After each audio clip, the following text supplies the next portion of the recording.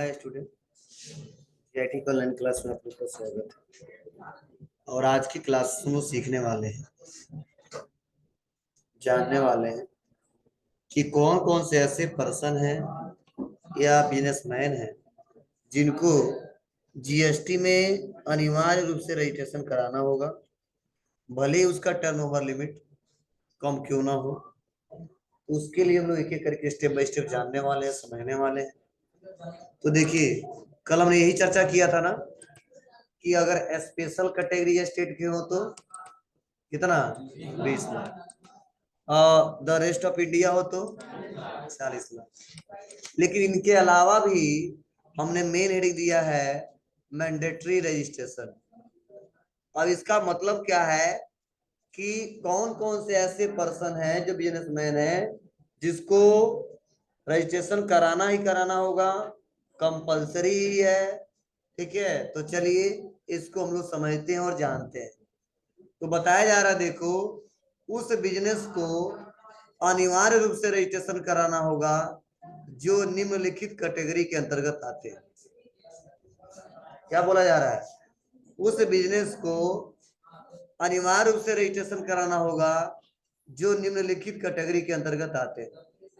अब देखिए इसमें क्या है। पहला बताया जा रहा है, अगर कोई पर्सन, ध्यान देना, अगर कोई पर्सन बिजनेस इंटर स्टेट, मतलब कोई पर्सन हो या कोई बिजनेसमैन हो, अगर वह इंटर स्टेट मतलब दो राज्यों की बात की जा रही है, कितने राज्यों की? दो राज्यों की बात की जा रही है। इंटर स्टेट टैक्सेबल सप्लाई करता है। टैक्सेबल मतलब हाँ, ऐसा सामान, ऐसा सर्विस जिस पे टैक्स लागू है। ठीक है, अगर वह इंटर स्टेट का हो, ठीक है, तो उसे अनिवार्य रूप से रजिस्ट्रेशन कराना होगा, भले ही उसका एनुअल एग्रीगेट टर्नओवर की लिमिट कम क्यों ना। मतलब सपोज मान लो आप एक पर्सन, एक बिजनेसमैन हो और आप जो सर्विस दे रहे हो या जो गुड्स बेच रहे हो वह किसी दूसरे स्टेट में बेच रहे हो और आपका जो लिमिट है वह 20 लाख नहीं है, 40 लाख नहीं है, और फिर भी आप टैक्सेबल गुड्स को सप्लाई कर रहे हो तो आपको जीएसटी में रजिस्ट्रेशन कराना होगा। ऐसा रूल बनाया गया, समझे ना? हमारा 40 लाख नहीं है तो भी चलेगा, 20 लाख नहीं है तो भी चलेगा, लेकिन ध्यान देना यहाँ पे अगर इस रूल के अंतर्गत आते हैं तो आपको रजिस्ट्रेशन कराना ही कराना होगा, मैंडेटरी है। यह ऑप्शन नहीं दिया गया है तुम नहीं कराओगे, 40 लाख नहीं है तो, 20 लाख नहीं है तो। ठीक है, इंटरेस्ट मतलब क्या? दो राज्यों के बीच की बात की जाए, अगर सेम हो तो कोई दिक्कत नहीं।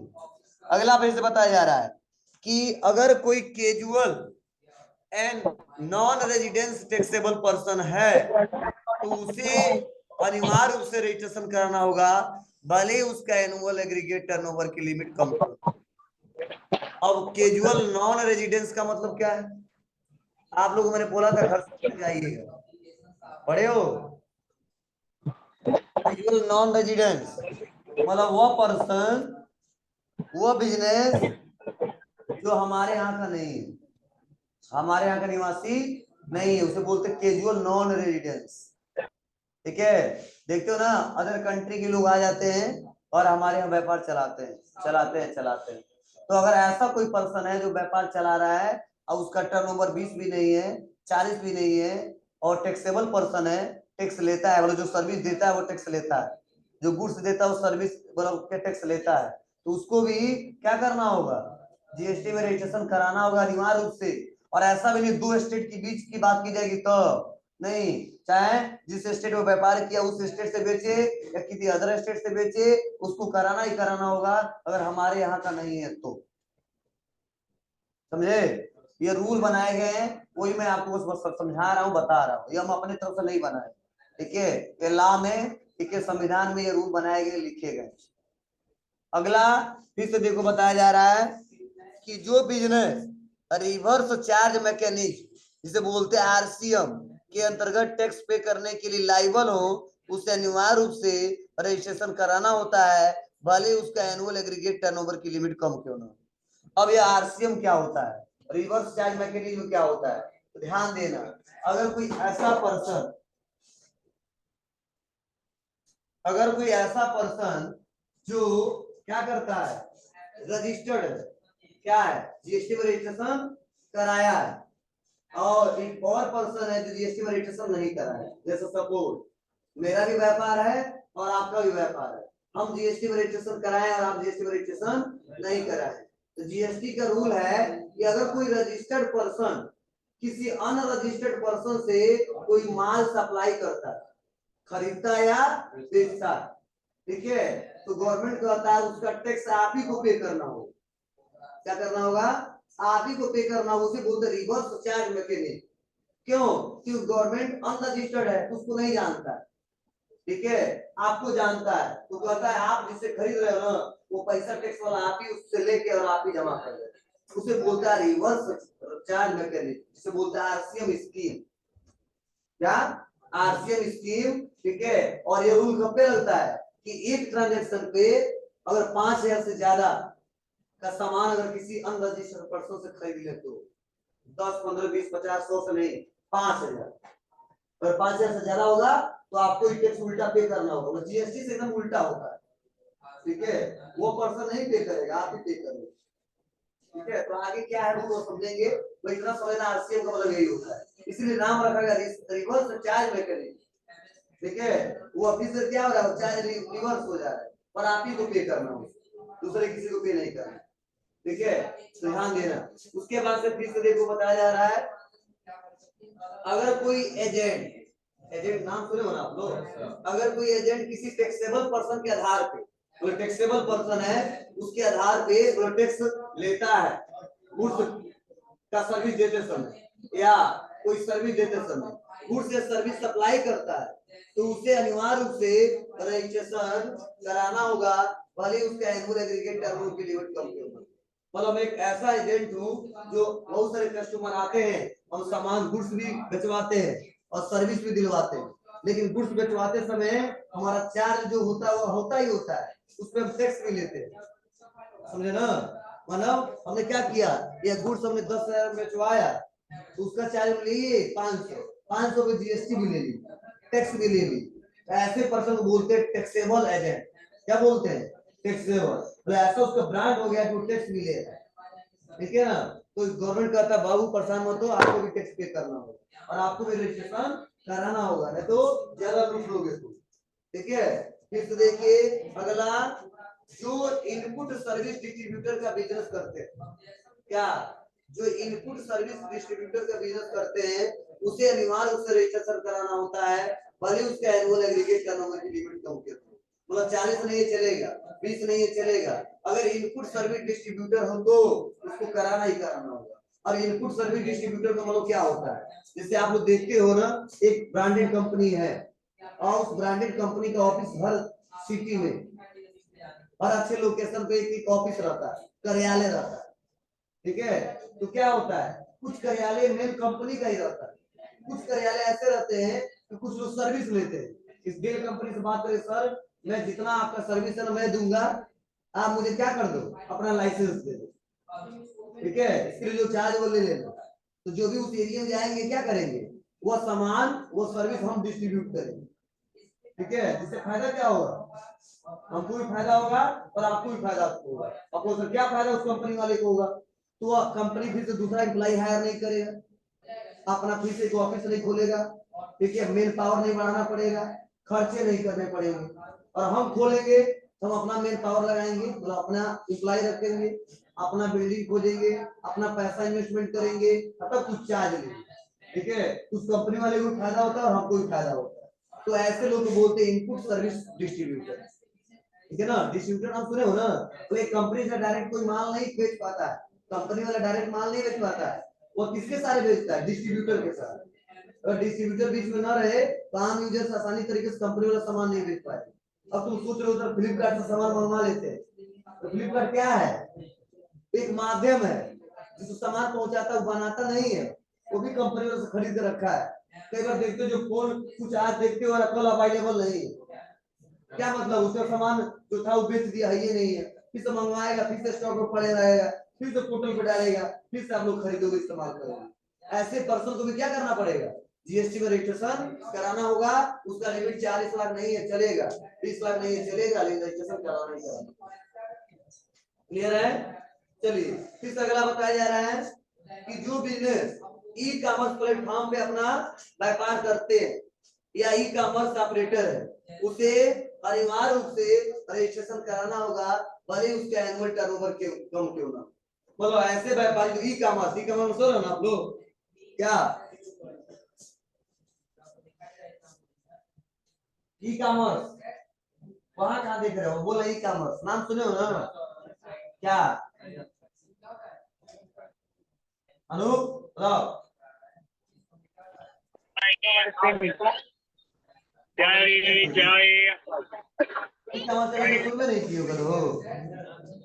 ई कॉमर्स प्लेटफॉर्म मतलब ऐसा व्यापार जो केवल इंटरनेट के माध्यम से किया जाए, हम कोई दुकान खोल के नहीं बैठते।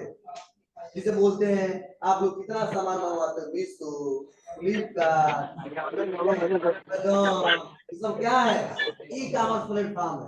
इनका कौन सा व्यापार है, ई कॉमर्स प्लेटफॉर्म है। बस इंटरनेट के माध्यम से सामान खरीदते और बेचते हैं, ठीक है। उसके पास तुम नहीं जाते, पेमेंट कर देते हो, या उसका कोई पर्सन जाता है वो दे देता है, उसको पेमेंट कर देते हो। इसे बोलते हैं ई कॉमर्स प्लेटफॉर्म। और वो पर्सन वो बिजनेसमैन जो अपने सामान को अपने सर्विस को कैसे बेचता है, इंटरनेट के माध्यम से, इसे बोलते हैं ई कॉमर्स इलेक्ट्रॉनिक, बोलते हैं ई कॉमर्स व्यापारी। एक व्यापारी ई कॉमर्स, ठीक है, वैसे नॉर्मल व्यापारी वैसे व्यापार करता है, ठीक है। कस्टमर आया बेच दिए सामान, एक है इंटरनेट से सब कुछ बातें होते हो गए। बस पैसे के मामले में कभी कैश ऑन डिलीवरी या तो ऑनलाइन सारा डील किस पे होता है, इंटरनेट के माध्यम से, कंप्यूटर के माध्यम से, डिजिटली माध्यम से, इसलिए बोलते हैं उसको ई कॉमर्स प्लेटफॉर्म, ठीक है। तो ऐसे कई सारे, ठीक है ना, दो तीन तो फेमस है आप लोग जानते ही हो, ठीक है। तो इसे बोलते हैं ई कॉमर्स प्लेटफॉर्म। और एक अगला है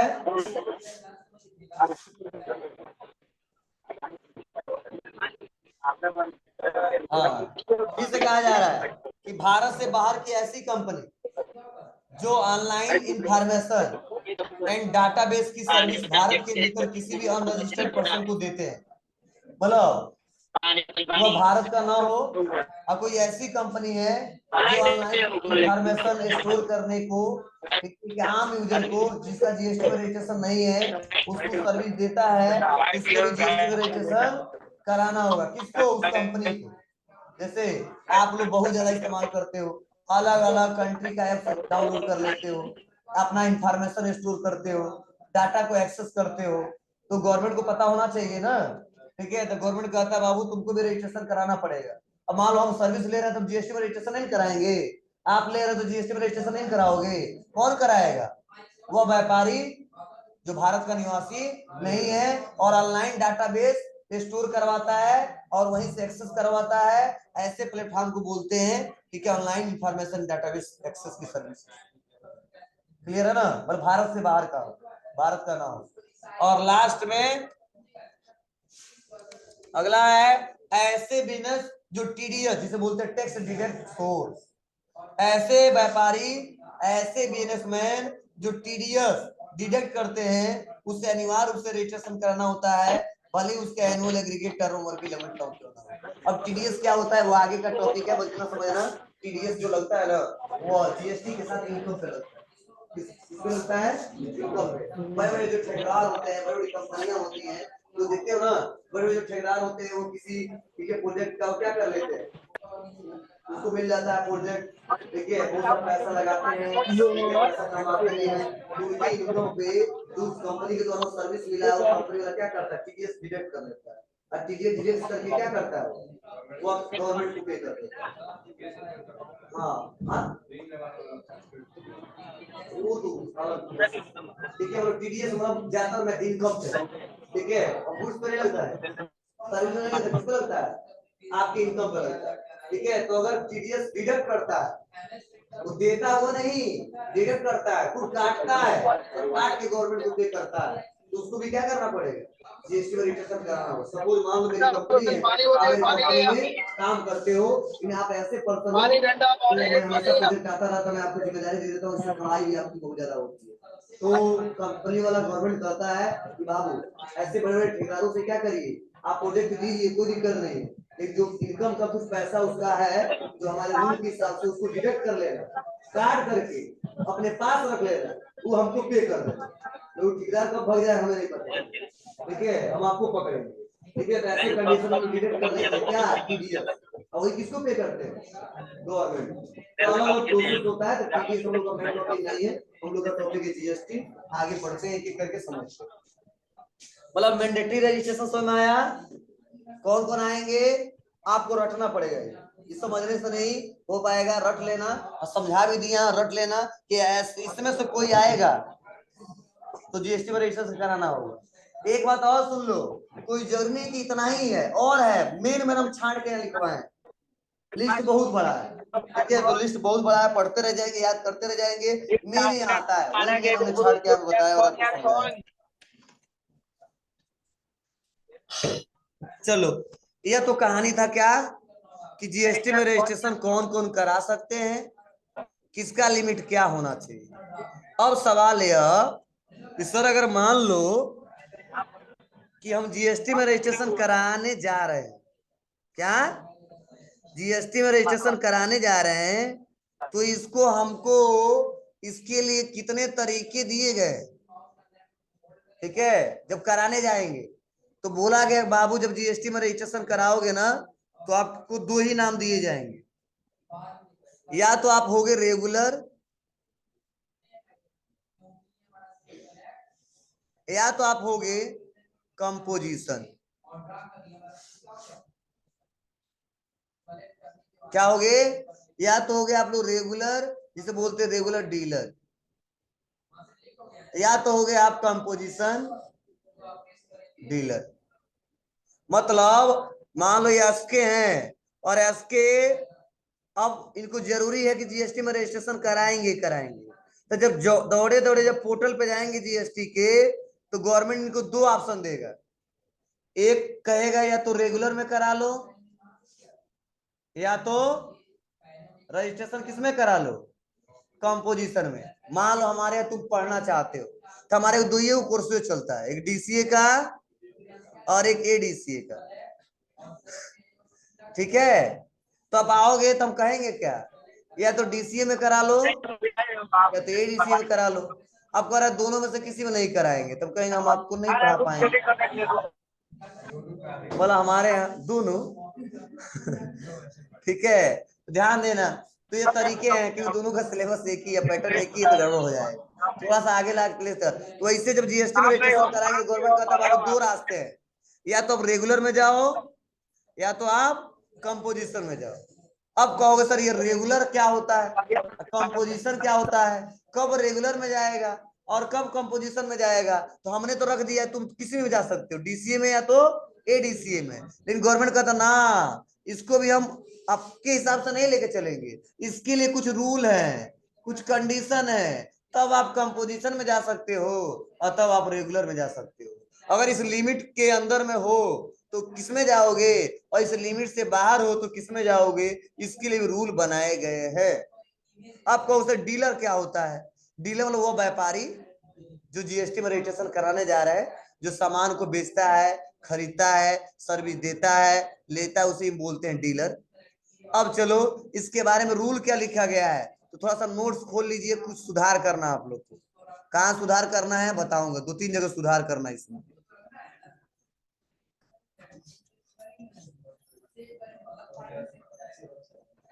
तो चलिए पहले हम लोग पढ़ लेते हैं कहाँ सुधार करना, नोट्स खोल लो, पेज नंबर 19 पे आ जाओ और रखे रहना, जहां बोल देंगे वहां सुधार कर लेना। हाँ पेज नंबर 19 आ गए। चलो पहले सुन लो क्या बताया जा रहा है, टाइप्स ऑफ डीलर। तो बताया जा रहा है डीलर को एनुअल एग्रीगेट टर्नओवर, यह एनुअल क्या होता है पता है ना आपको, कल ही पढ़ाए थे। ऐसे डीलर जो एनुअल एग्रीगेट टर्नओवर के आधार पर निम्नलिखित दो भागों में बांटे गए, क्या, तो पहला रेगुलर, दूसरा कंपोजिशन। अब रेगुलर के लिए क्या शर्त रखे गए, ऐसे डीलर जिनका एनुअल एग्रीगेट टर्नओवर यहाँ पे जहां पे 1 करोड़ वहां पे कर देना 1.5 करोड़, 1.5 करोड़ मतलब 1.5 करोड़। जहां पे 1 लिखा वहां पे 1.5 कर देना। हो गया। अब पढ़ो, ऐसे डीलर जिसका एनुअल एग्रीगेट टर्नओवर 1.5 करोड़ रुपए से ज्यादा है। कितने से? 1.5 करोड़ से। ध्यान से सुनो, 1.5 करोड़ रुपए से ज्यादा है तो उन्हें अनिवार्य रूप से अपना रजिस्ट्रेशन जीएसटी की रेगुलर स्कीम में कराना होता है। तो समझे? चलो हम समझा रहे हैं। जैसे जो ऊपर रूल पढ़ाए हैं वो हम रूल पढ़ाए कि कौन कौन से लोग रजिस्ट्रेशन जीएसटी में कराएंगे। मैंडेटरी क्या है, बिना मैंडेटरी क्या है। तो पहले 20 पढ़े, 40 पढ़े और कुछ रूल पढ़े। अब मान लो उस लायक है कि 20 पार कर गए, 40 भी पार कर गए, ये जो मैंडेटरी जो अभी ऑप्शन था वो भी पार कर गए, तो रजिस्ट्रेशन तो कराना ही कराना है। तो जब रजिस्ट्रेशन कराने जाएंगे तो फिर से चेक किया जाएगा कि अब आपका जो टर्नओवर है वो रियल में कितना है। तो 20 से ज्यादा है तो कराना है, 10 से ज्यादा है तो कराना है, वो जो लिमिट दिया वो दे दिया। लेकिन अब आपका अगर टर्नओवर ऐसा तो है नहीं कि 20 दिया तो 20 होगा, 2 करोड़ भी हो सकता है, 5 करोड़ भी हो सकता है, 30 लाख भी हो सकता है, 40 लाख भी हो सकता है। तो बोला गया है कि ऐसे व्यापारी, ऐसे बिजनेसमैन जब जीएसटी में रजिस्ट्रेशन कराने आएंगे और उसका साल भर का अगर टर्नओवर मतलब पूरी सेल अगर 1.5 करोड़ से ज्यादा होता है, कितने से? 1.5 करोड़ से, ठीक है, तो ऐसे व्यापारी को जीएसटी की रेगुलर स्कीम में रजिस्ट्रेशन कराना होगा। कहाँ कराना होगा? रेगुलर में रजिस्ट्रेशन कराना होगा, ठीक है। और ऐसे डीलर को अपना टैक्स मंथली या क्वार्टरली मतलब हर महीने में जमा करेगा या 3 महीने में एक बार जमा करना होगा, ठीक है। और ऐसे डीलर को टैक्स कैलकुलेट करने के लिए निम्नलिखित फार्मूले का उपयोग करना होगा। और बताया जा रहा है 1 जनवरी 2021 से QRMP, ठीक है, स्कीम के अंतर्गत क्वार्टर रिटर्न भी फाइल कर सकते हैं। मतलब पहले रेगुलर केवल क्या था कि मंथली केवल पे करेगा, लेकिन जब से 2021 से 1 जनवरी 2021 से एक स्कीम लाया गया जिसे बोलते हैं QRMP, ठीक है, उस स्कीम में लिखा गया कि मंथली भी पे कर सकता है और क्वार्टर भी पे कर सकता है, ठीक है। और बोला गया टैक्स कैसे पे करेगा कि हम पहले पढ़ाए थे, जीएसटी पे equal tax liability minus ITC. मतलब रेगुलर डीलर जीएसटी में रजिस्ट्रेशन जब करेगा अपना टैक्स पे करेगा तो कैसे करेगा, बोलो लीजिए, जीएसटी पे इक्वल जी, मतलब आपको सही टैक्स लायबिलिटी क्या होता है बताओ? पढ़ाया जाओ, सेल करते समय जो टैक्स अमाउंट हम लेते हैं उसको क्या बोलते हैं? Tax liability. और परचेज करते समय जितना टैक्स देते हैं उसे क्या बोलते हैं? आईटीसी। तो मतलब जीएसटी जब पे करेंगे, अब चाहे हर महीने पे करें, 3 महीने में एक बार पे करेंगे, 1 महीने का चेक करेंगे हम कितना लिए हैं और 1 महीने का कितना चेक करेंगे कितना दिए हैं, या 3 महीने पे करेंगे हम चेक करेंगे 3 महीने में कितना लिए हैं और 3 महीने में कितना लिए हैं। अब मान लो 20 रुपए दिए हैं, 10 रुपए लिए हैं, ठीक है, तो हमारा एडजस्ट होगा। अगर 50 रुपए लिया है और 10 रुपए दिया है तो 40 रुपए उस महीने में पे कर देना। तो समझे? मतलब पैसा ज्यादा दे दिए कम लिए तो हर महीना एडजस्ट होगा, रिटर्न तो भरना होगा। लेकिन ज्यादा ले लिए और कम दिए उस महीने में जितना आएगा उतना पे कर देंगे। मतलब 40 लिया 20 दिया 20 रुपए पे कर दिए, लेकिन 40 लिया, ठीक है, 50 दिया तो 10 रुपए माइनस ना आएगा। तो गवर्नमेंट कहता कोई बात नहीं, पता हो तो बता दो हमको, अगले महीने एडजस्ट कर पैसा रिटर्न हम आपको भेजेंगे जरूर। समझे? ये किसके लिए रूल बताया हूं? रेगुलर के लिए। लेकिन अब कंपोजिशन में देखो क्या बताया जा रहा है। कंपोजिशन में थोड़ा सा रूल ज्यादा बढ़ाया गया है क्योंकि इसमें कुछ सुविधा भी है। देखो बताया जा रहा है कि ऐसे डीलर जिसका एनुअल एग्रीगेट टर्नओवर 1.5 करोड़, इसमें भी 1.5 कर देना, 1.5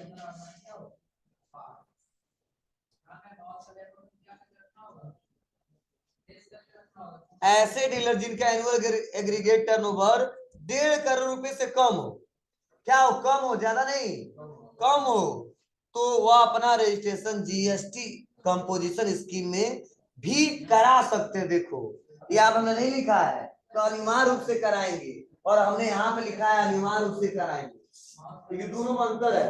मतलब 1.5 करोड़ से ज्यादा है, ये अनिवार्य है, कंपल्सरी है, मैंडेटरी है कि आपको जाना है किसमें, रेगुलर में। लेकिन बोला गया कि अगर 1.5 करोड़ से कम है तो आप चाहोगे तो कंपोजिशन भी करा सकते हो, और चाहोगे तो रेगुलर भी करा सकते हो। गवर्नमेंट मना नहीं करेगा, तुम्हारी मर्जी, चूज कर लेना। क्योंकि हम सर्विस भी बताएंगे किसका सर्विस अच्छा है किसका अच्छा नहीं है, इसमें क्या क्या फायदे हैं, ठीक है। तो आपकी मर्जी, लेकिन 1.5 करोड़ से ज्यादा होगा तो कंपोजिशन में तुम नहीं आ सकते, रेगुलर में जाओगे।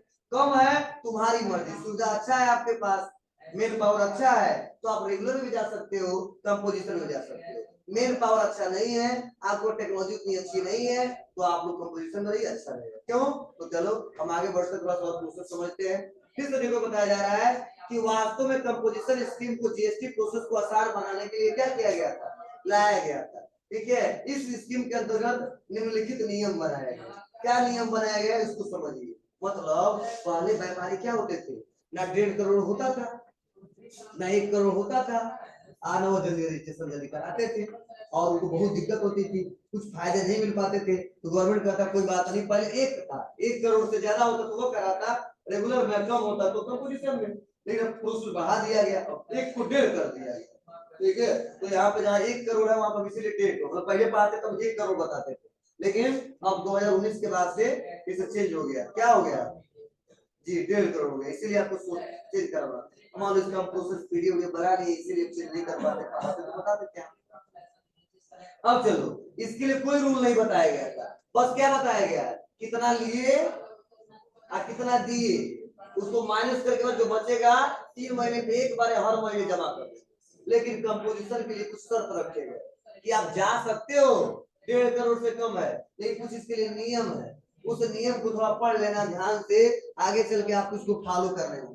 क्या करने होंगे तो चलिए ध्यान से सुनिए समझिए। अब कई सारे ऑप्शन दिए गए हैं, उसको हम एक एक करके पढ़ते हैं। तो पहला बताया जा रहा है, ऐसे डीलर को अपने टर्नओवर का एक निर्धारित परसेंट करेंट रेट 1% की टैक्स के रूप में गवर्नमेंट को जमा करना होगा। अब सुनिए समझिए, मतलब ऐसे व्यापारी को बस चेक किया जाता है कि उनका टर्नओवर कितने का है, मतलब उस साल कितने लाख कितने करोड़ का बेचे हैं, उस करोड़ का उस लाख का 1% गवर्नमेंट ले लेता है। कितना लेता है 1%। अगर साल भर में, ठीक है, अगर हमने क्या किया है 10 रुपए का बेचा है तो उसका 1% निकाल के ले ले, समझे ना। लेकिन अब ध्यान से सुनो, अब को सर फायदा तो सबसे अच्छा इसी में दिख रहा है, उसमें तो जितना लिया दिया सब हिसाब किताब देना पड़ रहा है, इसमें बस कितना बेचा बस उसी का हिसाब किताब देना पड़ रहा है और तुरंत 1% कट जाएगा। हाँ देखो, फायदा यही होता है कि यहाँ पे यह 1% देगा, ठीक है, लेकिन इसको कुछ सुविधाएं नहीं मिलेगी। क्या नहीं मिलेगी तो चलिए यहाँ पे बताया जा रहा है, पहले पढ़ लो। ऐसे डीलर को न तो डिटेल रिकॉर्ड मेंटेन करने की जरूरत पड़ती है और न ही टैक्स इनवॉइस इशू करने के लिए आवश्यक रूल और प्रोसीजर फॉलो करने पड़ते हैं, और न ही स्टॉक मेंटेन करने की जरूरत पड़ती है, और न ही सेल और परचेज का इनवॉइस वाइज रिटर्न फाइल करना होता है। अब देखिए कुछ फायदे दिए गए, क्या अगर रेगुलर होगा तो कितने का खरीदा है कितने का बेचा है, इनवॉइस वाइज मैचिंग करके हर महीने 3 महीने का रिपोर्ट भेजे कंप्यूटर के माध्यम से, ये ध्यान से सुनिए। लेकिन कंपोजिशन वाले को बोला गया है कि आप कितना खरीदे कितना बेचे, ये इनवॉइस वाइज रिटर्न हमको बस भेजना, बस एक बार लास्ट में बता देना कि आप इस महीने का टर्नओवर कितने का है, 3 महीने का कितना है, 6 महीने का कितना है, साल भर का कितना है, बस वो हमको दिखा देना और आपको किसी की जरूरत नहीं पड़ेगी, बस हम उस पैसे का 1% काट देंगे, ठीक है। अब तो अच्छा तो है कंपोजिशन रख ले हम, नहीं कुछ मामलों में कंपोजिशन में ड्रॉबैक है। क्या ड्रॉबैक है, चलिए तो आगे बढ़ते हैं। फिर से बताया जा रहा है ऐसे डीलर को केवल क्वार्टरली रिटर्न फाइल करना होगा, हर महीने नहीं पे करता है, 3 महीने पे एक बार, ठीक है। वो क्या करता है हर महीने भी कर सकता है, 3 महीने पे एक बार भी कर सकता है, अंतर देखो दोनों में क्या है। फिर से देखो, ऐसे डीलर को आईटीसी प्राप्त नहीं होता, ये ड्रॉबैक। क्या मतलब खरीदते समय जिसको टैक्स देगा वह इनपुट टैक्स क्रेडिट इसको मिलेगा, ठीक है। और ऐसे डीलर को टैक्स इनवॉइस इशू करने का अधिकार भी नहीं दिया गया और ऐसे डीलर टैक्स कलेक्ट भी नहीं कर सकते। यह ड्रॉ है। मतलब कितने लाख का खरीदे साल भर में, उससे मतलब नहीं है गवर्नमेंट को कितना टैक्स दिए, उसका आईटीसी आपको 1 भी रुपया नहीं मिलेगा। सेकेंड, और आप बेचते समय टैक्स भी कलेक्ट नहीं कर सकते। ये 2 ड्रॉबैक है। लेकिन रेगुलर में क्या कहा गया, जितना खरीदोगे उसका आईटीसी भी मैं दूंगा और प्लस आईटीसी के साथ साथ जो आप बिल बना के दोगे वो आप टैक्स कलेक्ट भी करोगे। मतलब टैक्स दोगे भी, टैक्स लोगे भी। जो दोगे उसका आईटीसी दूंगा और जो लोगे टैक्स लायबिलिटी चढ़ा के माइनस करके जितना होगा ले लूंगा। लेकिन ये कहता नहीं, आप कुछ मत देना, बस साल भर में कितना किए हो टर्नओवर वो बता देना, 1% कट जाएगा। आपको वो सब दूर फायदा किसका है। देखो अगर सोचा जाए तो बड़े व्यापारी जो हैं उनके लिए रेगुलर अच्छा है, अगर छोटे जो व्यापारी उसके लिए कम पोजीशन अच्छा है। आपको तो क्या फायदा है, हमें तो रेगुलर के लिए अच्छा है कि उसको जितना देता है उसको तो मिल भी जाता है, या जितना देगा उसका नहीं मिलेगा। हाँ अंतर इतना है कि रेगुलर वाले को मैन पावर रखना पड़ेगा, मतलब कुछ एम्प्लॉइयों को रखना पड़ेगा, सारा डाटा कंप्यूटर के माध्यम से बनाना होगा।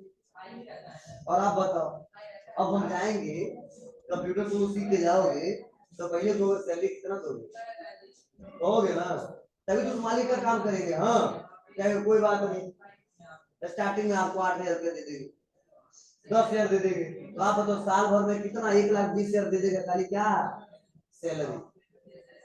कौन दे देगा, रेगुलर वाला। लेकिन कंपोजिशन वाले में कहा जाता है बाबू तुम कंप्यूटर भी मत रखना, किसी एम्प्लॉय को भी मत रखना, बस बता देना अपना रिपोर्ट सेल कितने का की हो, किसी ऑपरेटर को रखने की जरूरत नहीं है। बस लास्ट में जब 3 महीने एक बार पे करना, एक वकील को पकड़ लेना, सी को पकड़ लेना, जितना खरीदो बिल दिखा देना, वो रिपोर्ट बना के दे देगा और हम मान जाएंगे। तो समझ में आया। मतलब कंप्यूटर 1,00,000 का, 50,000 का, 20,000 का खरीदेगा, ये खर्चा बच जाएगा। हर महीने मेंटेनेंस के खर्च, तो सिस्टम फॉर्मेट हुआ, कभी हार्ड डिस्क खराब हो गया, कभी पावर खत्म हो गया, तो बहुत दिक्कत होगी, ये कंज्यूम होगा, ये पैसा बच जाता है किसका, कंपोजिशन वाले का। दूसरा हर महीने 10,000 सैलरी देते वो बच जाता है। यही सब फायदे के चलते कंपोजिशन में लोग कम, छोटे जो व्यापारी हैं वो कंपोजिशन में रजिस्ट्रेशन कराते हैं, लेकिन जो ब्रांडेड अच्छे व्यापारी हैं जो सोचते नहीं थोड़ा सा फायदा के नुकसान ज्यादा होगा हमारा, ठीक है, तो हमेशा सिस्टमेटिक तरीके से काम करते हैं। वो एक ऑपरेटर को भी रखेगा, कंप्यूटर भी रखेगा, हर महीने टैक्स पे करेगा या 3 महीने पे एक बार पे करेगा, ठीक है, और सारा रिपोर्ट मेंटेन करने के लिए देगा। इसीलिए गवर्नमेंट ने उसको क्या किया, कुछ फायदा दिया। लेकिन अब कोई आम जनता को क्या फायदा है, ये तो व्यापारी का खेल है, तो आम जनता को कोई फायदा नहीं है। हम रेगुलर वाले से खरीदेंगे तो सामान 25 रुपए में खरीदेंगे और कंपोजिशन वाले से खरीदेंगे तो 25 रुपए में खरीदेंगे। मतलब 25 रुपए का सामान खरीदे तो 2 रुपया रेगुलर को टैक्स दिए, तो हम लोग कंपोजिशन को 2 ही रुपया टैक्स देंगे। बस कंपोजिशन के लिए बोला गया तुम दिखाना मत, उसी में ले लेना, ठीक है, और रेगुलर के लिए बोला गया तुम दिखा लेना तब लेना। मतलब हाई रिमोट हम 50 रुपए में खरीदे रेगुलर वाले से, तो अगर 2 रुपए टैक्स दिए, तो कंपोजिशन में अगर 50 रुपए खरीदते हैं, ठीक है, तो ही 2 ही रुपए टैक्स देंगे। मतलब कंपोजिशन को कहा जाता है तुम टैक्स में अपना मार्जिन ऐड कर देना, गवर्नमेंट ले लेना कंज्यूमर से। और रेगुलर के लिए बोला जाता है कि तुम मार्जिन को टैक्स पे ऐड मत करना, बाद में मार्जिन ऐड करना तब टैक्स ले लेना, बात एक ही होता है। मतलब हम इसको जितने में खरीदेंगे, मतलब एक ही रेट में खरीदेंगे, तो अब कंपोजिशन में गए ये रिमोट 100 रुपए में खरीद ली और रेगुलर पे गए 150 में खरीद ली, टैक्स अलग होगा, लेकिन सेम रेट पे मिला। रेगुलर मान लो ये वाले, ये कंपोजिशन वाले ये भी 50 रुपए बेच रहे हैं हमको और ये भी 50 रुपए बेच रहे हैं हमको, तो हमको कोई नुकसान नहीं होगा, हम किसी के पास जाकर खरीद सकते हैं।